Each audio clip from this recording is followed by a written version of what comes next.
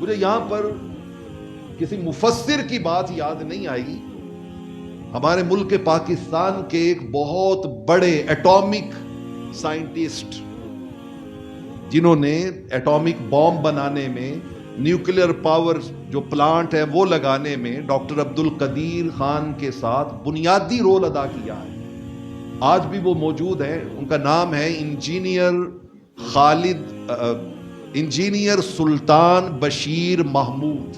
اسلام آباد میں رہتے ہیں. 80-81 سال عمر ہے ان کی.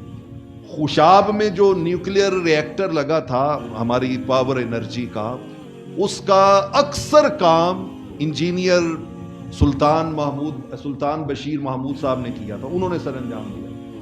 انہوں نے قرآن مجید فرقان حمید کے ایک مقام کی بڑی زبردست تشریح اور تفسیر کی.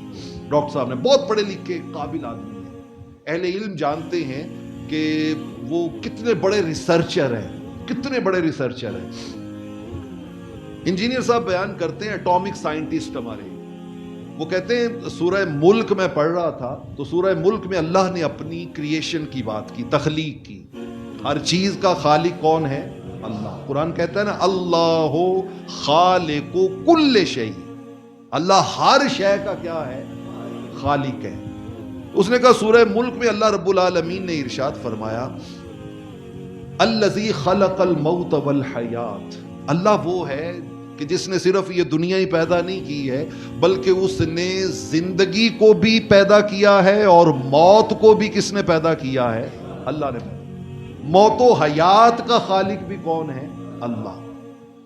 پھر آگے قرآن نے اسی سورہ ملک میں فرمایا الذی خلق 7 سماوات طباقا ما تری فی خلق الرحمن من تفاوت. دیکھو رب نے کتنا بڑا آسمان بغیر کسی پلر کے، بغیر کسی سہارے کے، بغیر کسی ستون کے، اللہ نے اتنا بڑا آسمان پیدا کیا ہے، اور تم چاہے 10,000 کلومیٹر چلتے جاؤ نا کہ میں آسمان میں کوئی فالٹ دیکھوں، کوئی خرابی یا نقص دیکھوں، یا اس کے اندر کوئی کمی اور کجی دیکھوں، تو فرمایا چیلنج ہے ہمارا، تمہیں ہماری اس کریشن میں ایک بھی فالٹ دکھائی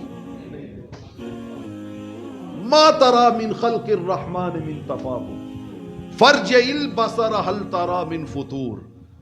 قرآن کہتا ہے یہ چیلنج ایک بار نہیں ہے، دوسری بار پھر دیتے ہیں، پھر سارا چیک کر لو.